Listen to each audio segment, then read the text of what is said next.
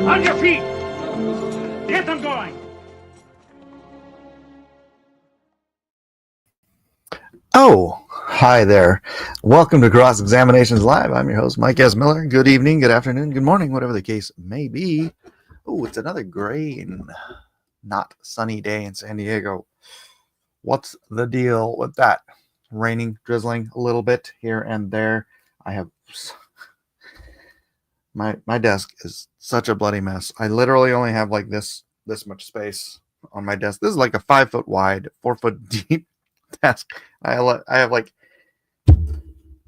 2 by 1.5 feet of clear space, and everything else is just books and art and tablets and pens and ink and Keolik and garbage. How's your day? It looks sunny out that window. That window is a lie. Actually, that window reminds me of where I grew up. We had those kind of trees out across the street I lived across the street from a school. My school, actually, my elementary school.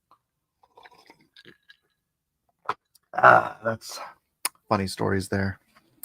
Funny stories there. What is going on? I watched something very, very peculiar last night. On the telepathy tapes, Ian Carroll did a video. Who I was not familiar with Ian Carroll, but my cousin, my wife's cousin, sent out a little bird right there. I think that is a gnat catcher. Pretty sure. Ian Carroll. I gotta look it up. Is that a gnat catcher? Sorry. Now my squirrels are actually birds. Why is my computer so slow? Gnat catcher. No. That's well, it's gone now. Oh no, it could be. It doesn't. It looks like one of the images of a gnat. I'm gonna go with probably not. Never mind. Telepathy tapes. Telepathy tapes. If you have not heard yet about telepathy tapes, apparently it's a series of videos on YouTube, wherein this lady does starts to document and discover, and I don't remember how she started. I'm gonna watch them. They're a series of episodes on YouTube.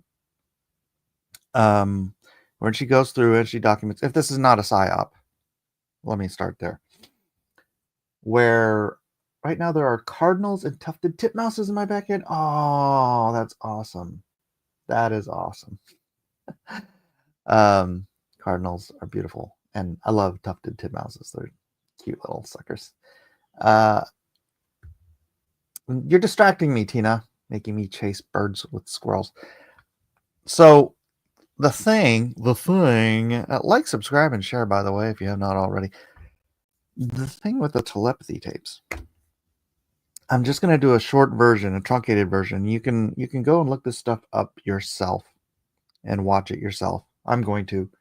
But the Ian Carroll does a pretty Ian Carroll video. I wonder how many hits it's gotten since yesterday. He put it up yesterday. Do I have it on one of my tabs? Is my question. I must have it on one of my tabs.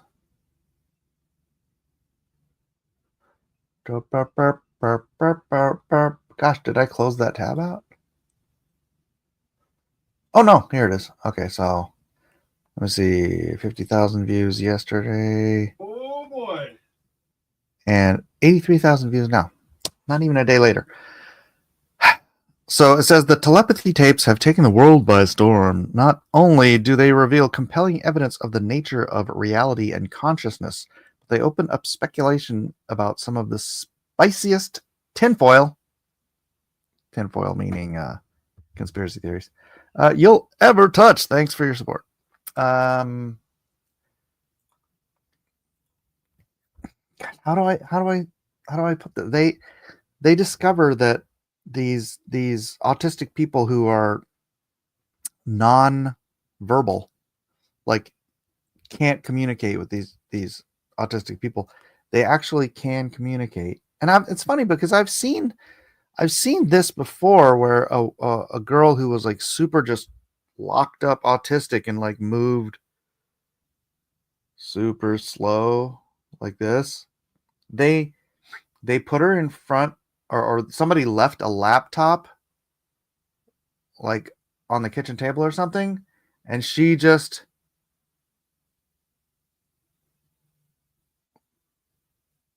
super. I'm doing it, but you can't see it. Like they're just super like one letter at a time. And her mom, her parents had never been able to communicate with her.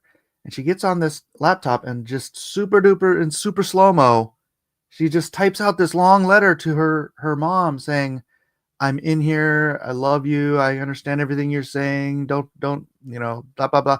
And like her mom like reads this, and this isn't in the telepathy tapes. This is something I saw years ago, which the telepathy tapes reminded me of. Just, her mom gets on there and she's like just freaking out because her mom saw this letter that apparently her daughter had typed out. And it's like, she's in there. She's aware and she's awake and she's alive and her soul is real and true. And she's just trying to, but she just doesn't, her motor functions were like on super slow-mo. So she couldn't really like do anything. So like the telepathy tapes, they're a very similar thing where they were noticing that these autistic people who couldn't communicate, they're always on these spastic, whatever, rocking and doing all this stuff and all that. But if you give them a means of communication, like, okay, well, I'm gonna jump ahead to the weird part. They were discovering that these autistic kids could read the minds of the people they love, like their mother, their father, whatever, caretakers. So like there's video of like the mother in the other room or on the other side of the couch, facing with the thing facing away, could have a word or a series of numbers that the autistic kid, adult, whatever, couldn't even see. And they would give them like a board with the numbers on it to tap out the numbers of the letters, and they would tap out, like they'd pause their, I can't remember what you call it, the weird ticks and all that kind of stuff. They would pause that long enough to like tap, tap, tap, and it would be whatever the word their mother was looking at, or the number, the word or number or whatever it was. And then it got weirder. One of these kids who was given a computer to sort of type out message, because like, again, it was another kid. I keep calling them kids, but they're like, some of these are adults. They've just been living with their parents for so long and completely non-communicative. And he's like typing out like eloquent long letters and stuff, and then starts talking about stuff that he would have no access to, like he could quote the Declaration of Independence verbatim. Like he's not typing it out like this. He's probably hunting, pecking, and doing that thing like the other chick. But they're like, well, where are you getting this information? Like, nobody taught you. We've been treating you like a kindergartner for 20 years. We don't show. And he just says internet. And they were like, you've never been on the internet. like they'd put him on whatever, just put kids shows and because they think that he's not there. They think he's still just, see, autism isn't the same thing apparently as like like my son, he's retarded in the medical sense. His growth is retarded. So he's he's 15, but functionally he's got lack of motor skills too, but he's got sort of the mental state of a much younger child, right? He's getting better, he's growing, but he's growing at a retarded rate, which hence the word retarded. But these autistic kids who are just non-communicative, they're in there. They're just locked up and can't express. And I don't know if it's all of them. I mean, obviously, but they were discovering this was very, very common. But back to the things like how can you quote the Declaration of Independence? How can you quote the Gettysburg Address? We've never even shown it to you. And he's just like, oh, internet, you know. And it's like, no. Why are you lying about where you're getting this information? So something very, very strange in this documentary happens. Again, I haven't watched the whole thing. I'm going to watch it. I'm very interested in this now. These autistic kids talk to each other telepathically. I know that sounds crazy. It's tinfoil hat stuff. But like there's this underground network of autistic parents whose kids are meeting in some freaking astral plane, Akashic record sort of multi-dimensional, I don't know what you call it, like spiritual location where they communicate with each other, and they have had their parents contact the other autistic kids' parents who would have no way of knowing each other or having ever heard of each other or anything, but they'll like give them like contact blah blah blah parents at this phone number, and they'll call each other and they'll be like, and so they create this like quiet secret network of autistic families. Yeah, it's very it's like this sounds like science fiction stuff, but apparently this is all just really well documented. So I haven't watched it yet. Ian Carroll seems completely convinced, and I'm very curious. My friend, my cousin sent it to me. He's mild. Well, I don't know how mildly. He's functionally autistic himself, and yeah, it's crazy because like a lot of they say that like, oh, these autistic kids, this is a common refrain you've heard for decades, right? Even before the jabby autistics. They know how to do stuff without ever being taught, right? You could like put a certain autistic kid in front of a piano and he'll play Mozart, having never heard Mozart. Right? They can do calculus, having never learned calculus. They can do autistic kids.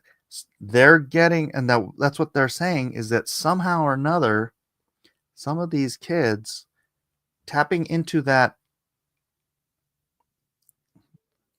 atemporal Akashic record, whatever, they're getting information from somewhere outside of their physical accessibility. And again, this has been known forever that some autistic kids, you can sit them, they'll just know stuff. They'll be masters of, it used to be a thing. It's like someone would do something super freaking good, like be a master or something, like, oh, that kid's autistic, right? Like that's his magical gift, is like he can sit down and play Chopin, having never heard Chopin before. That kind of stuff. And that That goes back decades, right? Really weird. So, one of the things they discovered about this collective of autistic kids is they are all super, I don't know if it's Christian. They all like seriously believe in God. They're like super religious. They're all, because they believe that where they are meeting is like an angelic heavenly space. Like they can break through the veil and meet in a place that, like I called it, what did I call it earlier? I was using comic book terminology. Where Professor X and like the other telepaths go and meet up to communicate stuff. And it's I don't know, it was all very, very all right, this is where it kind of goes sideways. So he was saying that he did because the lady who did the astral plane, the astral plane. Thank you, Dark Admiral. He was saying that the lady that did the docuseries didn't want to touch on the vax, didn't want to touch on that being a cause. But he went through all of the people that she actually had mentioned by name and did research on all them. They all got the tism from the jabby jab. This coincides. He tried to make this a coinciding force with UFOs, right? Because he was saying that the UFO thing, like they controlled their vehicles through telepathy. Like I said, this is where it goes sideways. Tinfoil hat. If you don't think the whole thing is sideways already, that's fine. This is just something I watched last night, and so I'm trying to explain it to you as best as I can recall, and tell you what I sort of like the direction my brain went, which was not the direction his brain went. So he was saying that it's a conspiracy theory that the big they may have been trying to create people who can, because autistic people throughout time have had this sort of ability, right? These abilities that I'm talking about, they are trying to create autistic people or some version of an autistic person who can use telepathy to control technology that we have but cannot yet control because it is telepathy-based technology. My brain went to, what if this is the lie and what they're doing? Because where would they be getting whatever they're getting in order to generate the autism and the telepathic connection? Whatever DNA they got out of the UFOs, right?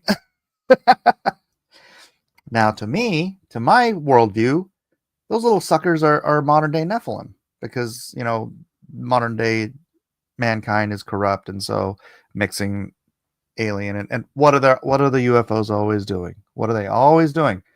Extracting genetic material. Why are the UFOs always extracting genetic material, you might say? Why are they collecting eggs and sperms from the people they kidnap? If you believe in that. If you believe that. It's fallen angel technology. Right. So where my brain went, I'm like, what if this is the lie?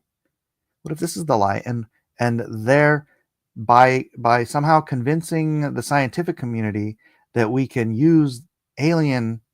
This is what they call it, right? Alien. I say Nephilim. Alien DNA to boost the telepathic abilities of humankind. Therefore, we stick it in jabby jabs that we force all these kids to get now. But what is that really doing in a biblical worldview? That is Nephilim DNA being injected into the human genome. That is the very corruption of the bloodline that God had to wipe out in the flood.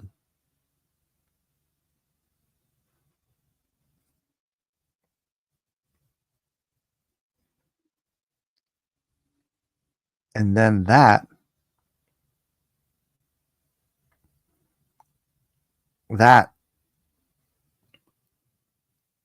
crossing that border again, in my mind, this is all speculative, of course, and a lot of tinfoil hat stuff. But if that's the case, and the fallen have convinced the scientists to use the quote-unquote alien DNA to corrupt the human genome in order to get to that solution, as it was in the days of Noah, so shall it be at the coming of the Son of Man. Right? But that would explain if a human now had essentially angelic DNA, whatever you want to call it, in their processor. That explains how these autistic kids are capable of communicating through the veil.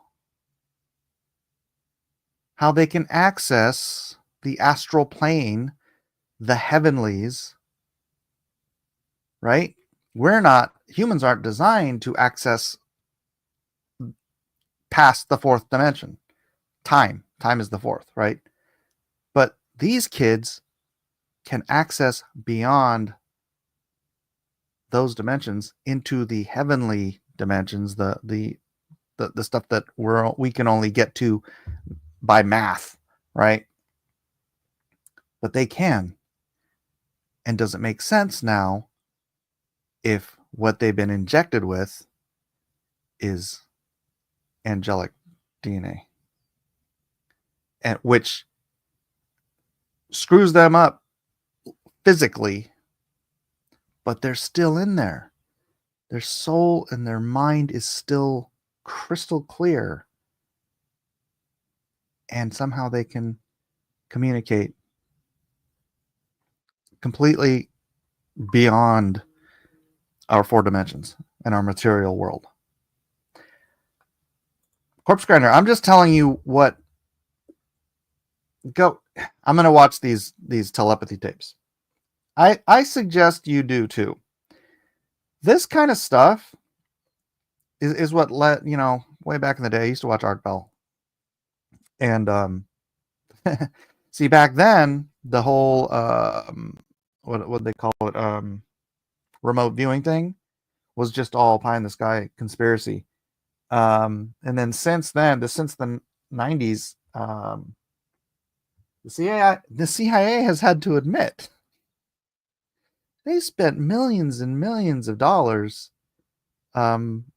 studying and practicing remote viewing.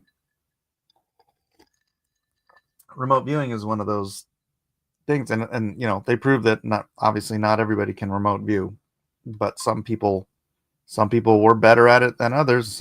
And from your materialistic worldview, where there's nothing beyond the material, it's absolutely impossible, but it happened. Therefore, one thing is wrong. Either your worldview is wrong, or the fact that it happened is wrong. And the CIA admitted it happened. The studies have been made public. So, yeah, it's crazy. I'd like to watch them too. Please share the link in the Discord. I'll find it. What is the soul made of? Well, nothing material, that's for sure. Yeah, again, it does sound like crazy stuff, but it's crazy. If crazy stuff can be documented and proven, then is it crazy, or is it just something that you're unwilling to consider?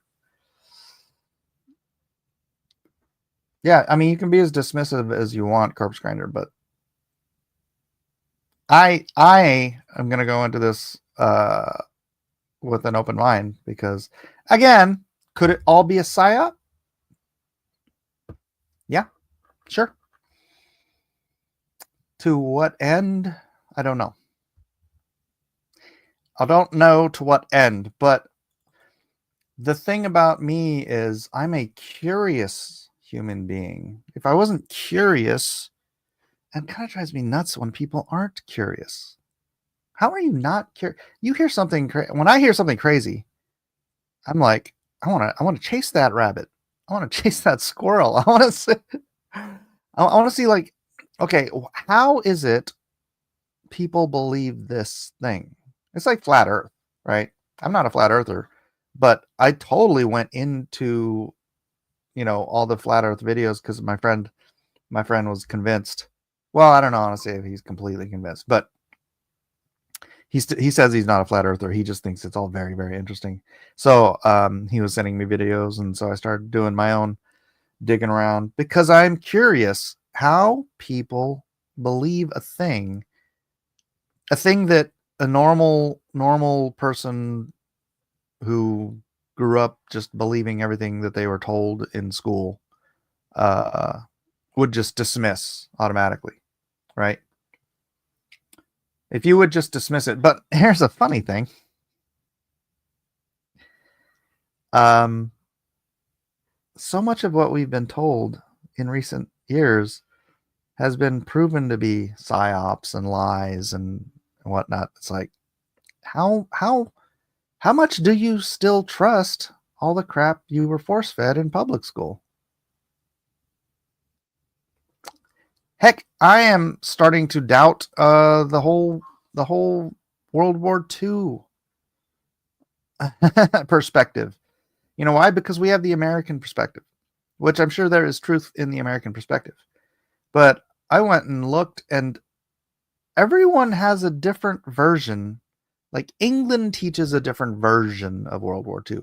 Russia teaches a different version of World War II. France teaches a different version of World War II. Everyone has their perspective. We only learn the American perspective here, which leads me to question, what's the actual truth? I mean, I'm not saying that it's necessarily a lie, but it's damn sure not the whole truth. You know what I'm saying? History is written by the victors. And honestly, history is written by location. I guarantee you, same thing with the American Revolution. The American Revolution is not taught the same way in England, I promise you. I'm sure the U.S. version of history is riddled with lies. And again, it may not even necessarily be lies. I'm sure there are. I'm sure it is. But it's perspective stuff, right? And massaging some facts to make us look a little more important. Let's just be realistic. The Russians won World War II. I mean, over the Nazis, anyways. We won over Japan. That was us. I promise you. But in Europe, in the European theater, the Russians are the one that put the last nail in the coffin. We just went out with a broom and helped sweep up. Not to say we didn't help at all. We did. God bless our fallen troops for doing that. But Oh yeah, if it wasn't for America, you'd all be speaking German. If it wasn't for Russia, they'd all be speaking German. Come on, let's be right. History is written by the winners. We are the good guys because we came out on top. Zeta says, I mean, Razorfist Lincoln video is making the rounds again. Different perspective on the Civil War. Yeah. When I saw that, I was like, wow, that is a really, we have been sold one perspective on Lincoln because because we won the war, right? But Razorfist video is very enlightening, and it's very true. It's so that to say, corpse grinder, be more curious. You hear something like this that you think it sounds crazy, go find out why people think it's true, right?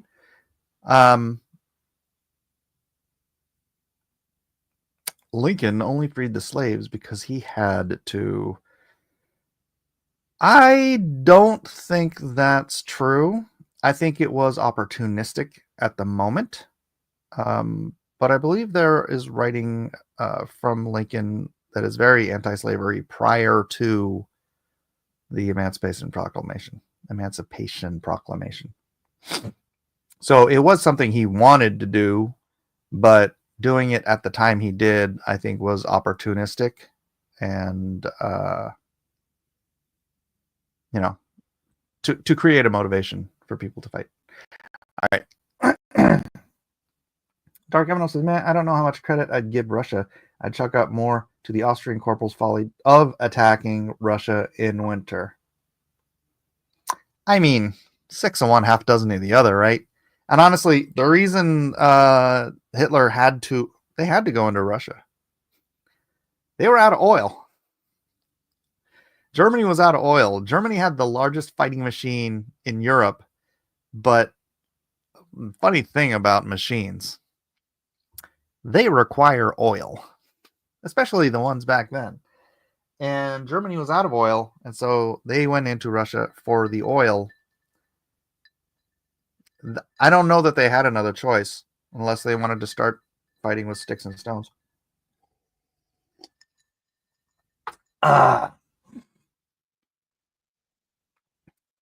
He said that if he could have won the war without freeing the slaves, he would have. Like I said, opportunistic, right? It's opportunistic, but he was anti-slavery. So both things can be true.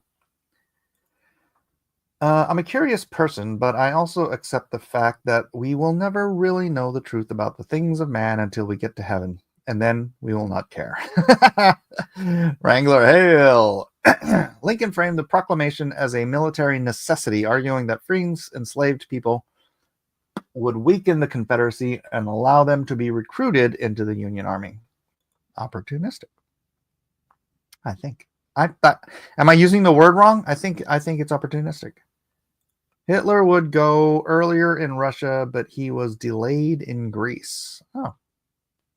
No, he wasn't. I'm not sure what you're talking about, buddy. You talking about Hitler or Lincoln? The Emancipation Proclamation had significant impact on the war, both strategically and morally. Strategic advantage. It deprived the Confederacy of a crucial labor force and allowed African Americans to serve in the Union Army, bolstering the Union strength. I don't think when he made the Emancipation Proclamation, the South actually freed their slaves. Sorry, I just don't think that was. I don't think that worked. I'm sure that more slaves are like, all right, I'm free. I'm gonna escape. Where you going, son? What do you mean? Lincoln said we're free. Yeah. Lincoln's not our president. Look, it's looking a lot like freeing the slaves was incidental. You don't think it was opportunistic? Isn't that a better word? Opportunistic? No. All right, never mind. Let's go to the Bible. It is Oh, wait. I already have a window open. But it's not on Job. It's not on Job. Job, chapter 14.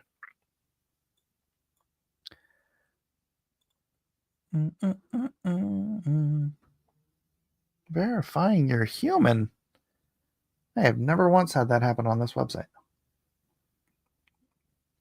Lincoln didn't want to free him. He himself said he wouldn't if he didn't have to. Didn't you say that already? Or was that somebody else that said that already? Someone else said that already. I think freeing the slaves was more of an act of Congress. Don't know. Pretty sure it was opportunistic. That's the way I've seen it for 30 years or so. Why? I'll verify you're a human. This is so dumb. This has never happened on King James Bible Online. Review the security of my connection? What the heck? I just revealed much. Sorry, guys. All right, Job, chapter 14. Present share screen.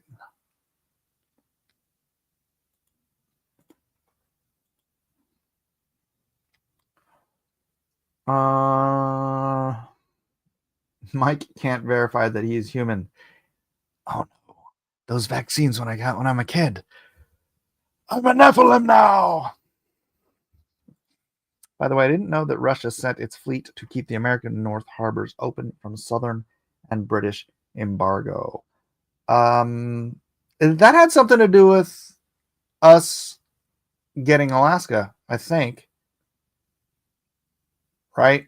Like there was like Russia sent us a bill for like $6 million, and then it was like they didn't care about Alaska, and I'm trying to remember how this goes. And America couldn't just be seen as like just giving Russia $6 million, so they made up this thing about, hey, we'll buy Alaska from you for $6 million. So Russia got the bill, paid for that, what you're mentioning, and then we got Alaska. Mike, enough of your American conspiracy theories. You got a Job to do. Whether it was intention or not, the right thing was done. Yeah. All right. Job, chapter 14. Here we go. Man, that seems very small. Man that is born of a woman is of few days and full of trouble. He cometh forth like a flower and is cut down. He fleeth also as a shadow and continueth not. And dost thou open thine eyes upon such a one and bringest me into judgment with thee? Who can bring a clean thing out of an unclean? Not one. Well, except God. God can. Right? Seeing his days are determined, the number of his months are with thee. Thou hast appointed his bounds that he cannot pass. Turn from him that he may rest till he shall accomplish as an hireling his day.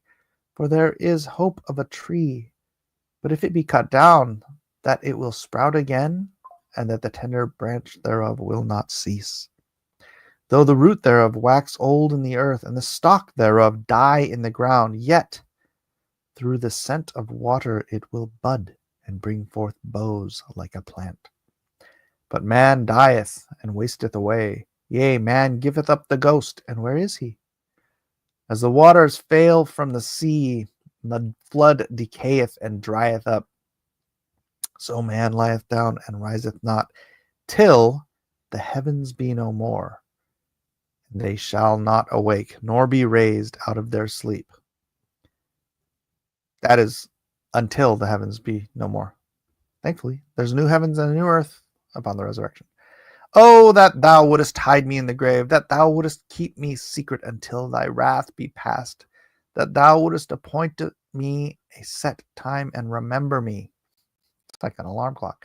And if a man die, shall he live again? All the days of my appointed time will I wait till my change come. See, I think this is all talking about resurrection. Am I nuts here? Thou shalt call, and I will answer thee. Thou wilt have a desire to the work of thine hands, but thou wilt have a desire to the work of thine hands. For now thou numberest my steps. Dost thou not watch over my sin?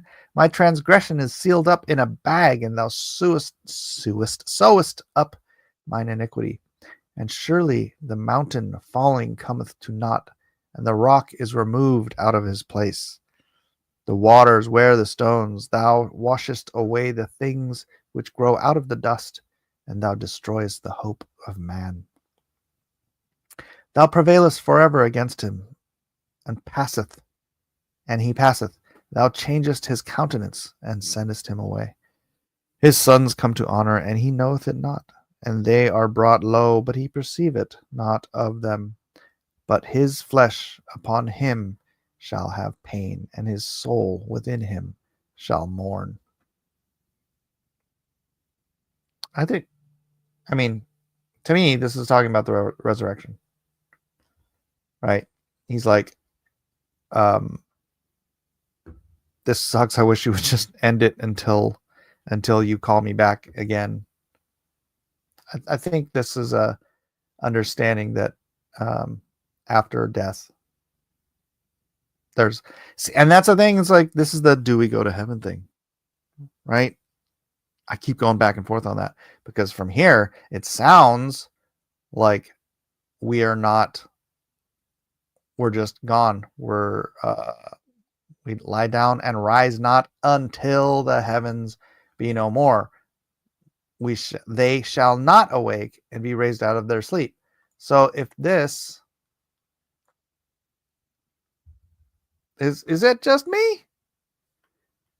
At the very least, this is where probably a lot of this and verses like this are a lot of the reason that the Jews didn't believe, or at least the Sadducees didn't believe in the resurrection. Well, maybe not the resurrection. Well, they didn't, though. That was the argument between the Sadducees and the Pharisees. I don't know if I'm helping anything. I don't know. A self-sealing bag to put your transgressions in. Mike, you are an American. You don't need drugs to get nuts. My little bows just arrived in the mail. They are in a plastic wrapping, which is in a Ziploc, which is in a self-sealing bag, which is in an Amazon bag. Wait an extra 3 days to save package. All Christians are Job. The name Job in Hebrew is believed to mean persecuted or hated. All Christians are Job. I see. Yeah, I don't know. I wish I could dig more out of that, but if that's so, then what is Abraham's bosom? It's a great question. I really wish I knew.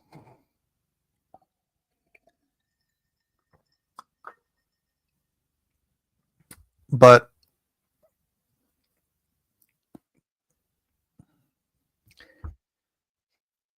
Christ goes to hell, Sheol, whatever you want to call it, and frees those in Abraham's bosom. I don't understand. See, I just don't think there's enough information. It's not purgatory. And is him freeing them an active thing?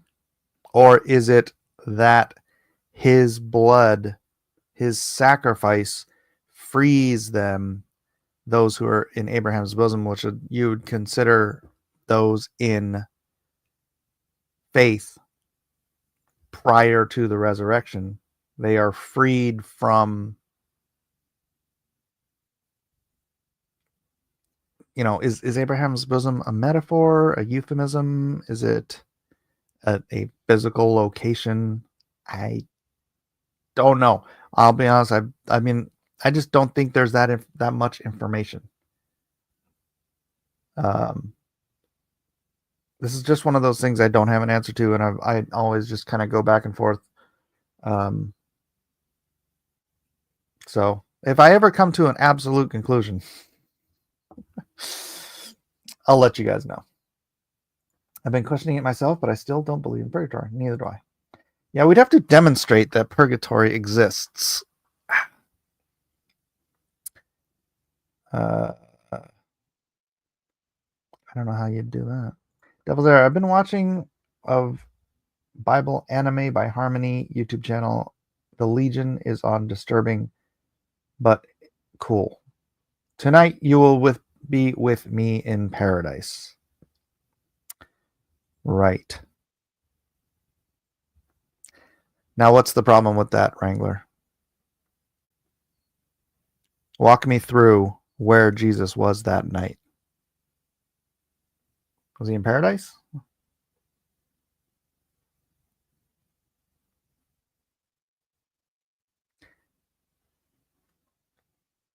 The answer to that is no. He was not in paradise.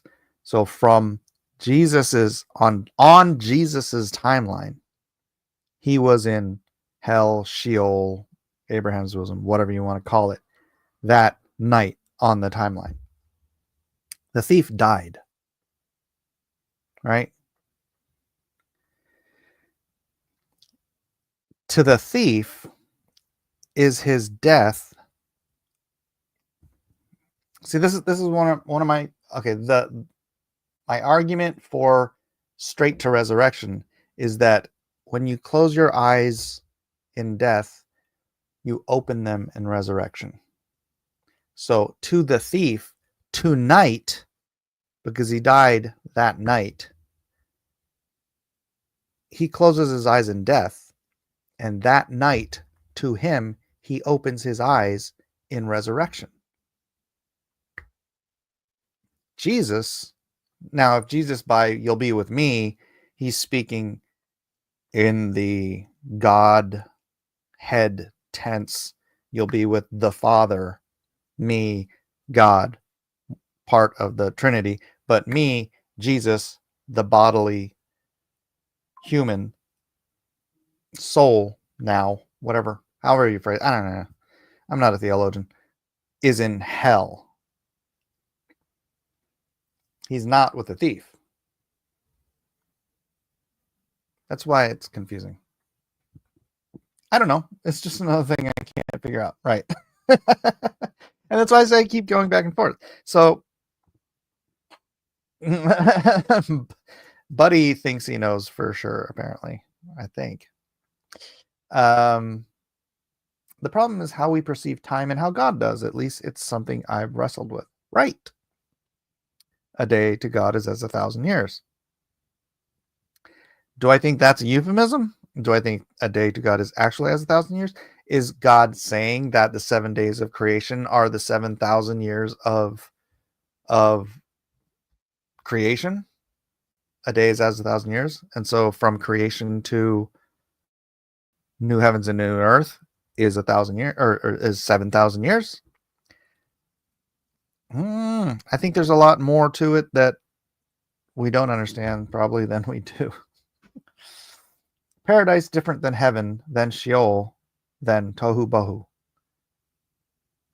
Laveau says, how would we know how a God perceives time or anything else? It's a great question. We would only be capable of knowing what God tells us about eternity and his perspective. We couldn't conceive of it, and we couldn't even comprehend it if he did tell us, honestly. So you're very right. Which is why we try to make the best out of him explaining things to us in language that is based in linear conception. All language on earth is derived from the linear time conception of the human experience. So when an eternal being is trying to explain something to us in linear language, it just isn't. It's apprehendable. It's not comprehensible. that makes sense. I'm just trying to follow your statements since they're very disjointed. That's because I don't know. I don't know the truth. I don't have a firm conviction either way. So that's why my language is disjointed. I'm trying to figure it out. And until I figure it out, I will not sound like I know what I'm talking about. I think I'm conveying very well that I don't know what I'm talking about. Time, a place in eternity. Right. How do we know that we couldn't comprehend it? If an omnipotent being wanted us to comprehend it, it'd make it so we could comprehend it because of our perspective. It's like a two-dimensional being trying to comprehend 3 dimensions. It could apprehend it, but because it could never experience it, it cannot truly comprehend it. Just like a 3-dimensional being cannot comprehend a 4th dimension. Well, actually, we can because of time. Although we don't even really truly comprehend time. Right? We can apprehend time. We can comprehend height, length, and width. But time's still a little bit tricky. Right? Because time can be altered by physical forces, which is just weird, but true. Gravity affects time. Huh? What? So now take that to a 5th dimensional state. We can only apprehend 5th dimensional states through string theory and math. Your average person can't even comprehend the 5th dimensional state. Right? String theory says there's 10 or 11 dimensional states. There's no freaking way we can even just comprehend the dimensional states. Never mind that all of those dimensional states are just creations within eternity. So you want to try to comprehend? We can't even comprehend. We can barely comprehend the 4th dimension. There's no freaking way we can comprehend the 5th dimension. Nevertheless, 6 through 10. And now you're saying, of course, we could comprehend eternity if God wanted us to. It's got to deal with the facts on the table. And I just don't think it's just asking a bit much. I think apprehending it is as best as we can get. And that's okay with me. I apprehend time perfectly. I don't comprehend it perfectly because I don't know how gravity freaking affects time, but it does. And we know it does, but we don't know how it does or why it does. So even just that in the 4 dimensions that we can observe, we cannot fully comprehend. So you're asking a bit much to comprehend eternity, I think. Don't you think? I mean, that's a pretty reasonable position to take. Since God is outside of what we know as time, anything in the scripture that is time related is definitely a man-contrived thing we cannot know for sure. Wrangler says, sometimes we just don't have the processing power to download that file. Exactly. It's like me trying to run Photoshop, 6 on a Apple, the first Apple Macintosh computer. Finite cannot understand infinite. Correct. Our perspective wouldn't matter to an omnipotent being. It could do whatever it wanted, including giving us the ability to comprehend it. But it didn't. It doesn't have to. And in order for you to believe in an omnipotent God, you would require it to make you also omnipotent. I think that's asking a bit much. Time is different and stands perpendicular to spatial dimensions, though. Can it even? That God demands faith is an indication that he doesn't expect us to figure everything out. True. Yeah. If you have absolute knowledge, you don't have faith. I don't have any faith that I am holding this bottle, right? I have absolute knowledge. I am holding this bottle in my hand, unless I am being completely deceived and all of this is a hologram. Then at that point, you have to believe in the programmer of the hologram. Yeah, 10 to 11, but most of those are fold up inside small spaces. Okay, I have forgotten how to do division by hand. Are you serious? Want to get married? I'd love your brain. Whoa, it didn't. When then? What is scripture? Wait, what? Can you elucidate? That is not what I'm saying at all. Okay, I don't know. Sorry. Please remember that by the time I read your chat, I have squirreled away to 3 or 4 different subjects, and I don't. I can't follow your chat if you're just responding to me as if we're having an instantaneous conversation, because time is an incomprehensible dimension. I like how I worked that in there. Pretty good, huh? Buddy says, rock and roll, buddy. Yeah, so anyways, Resurrection telepathy tapes. I think everyone should do the homework of going out and watching. First of all, go watch that one video and see if it gives you the. Here, I'm gonna share.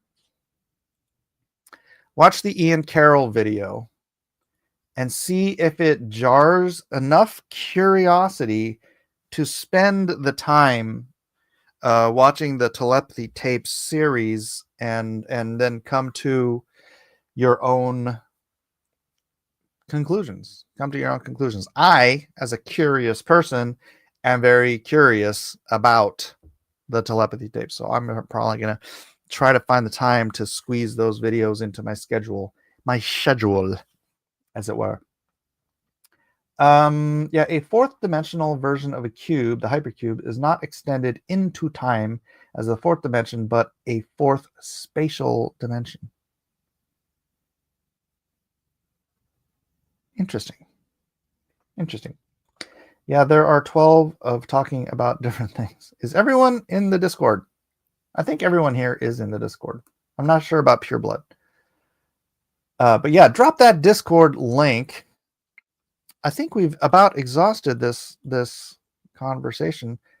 Anything else? Anything else before I wrap this up? Why am I like I'm out of focus suddenly. Suddenly, I have no focus on me. All right, well, that's about it. Thanks everybody for being here.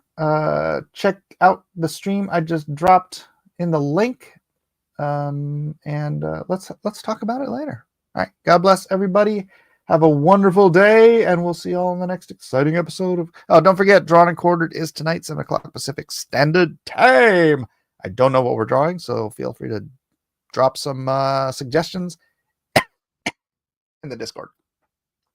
God bless us, everyone. See you on the next exciting episode of Cross Examination. Back in line, you dog!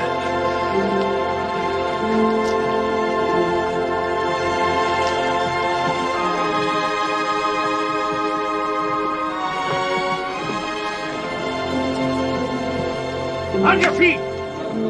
Get them going!